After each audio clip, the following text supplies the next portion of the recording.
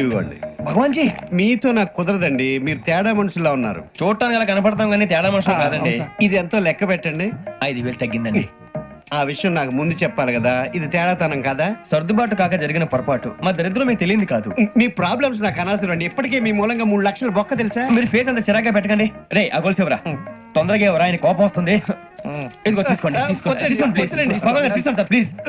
భగవాన్ గారు మీ కోపం తగ్గిందా? కోపం కాదు వెంకటేశ్వర గారు, ఎందుకో భరించలేను, అది నా బలహీనత. ఇవన్నీ వదిలేయండి, ఇంకోసారి పొరపాటు జరగదు. మేము ఎప్పుడు జాయిన్ చెప్పండి, కొత్త బట్టలు కొనుక్కోవాలి. మీరు ఆ పనిలో ఉండండి. పొద్దున్నే గుడికి వెళ్ళి 9:30 కల్లా, మొన్న వచ్చారే ఆ ఆఫీస్కి వచ్చేయండి. మీ అపాయింట్మెంట్ ఆర్డర్స్ రెడీగా ఉంటాయి. 8:30కి వచ్చేస్తాం. మీరు వచ్చిన వాళ్ళ తలుపులు తీరు.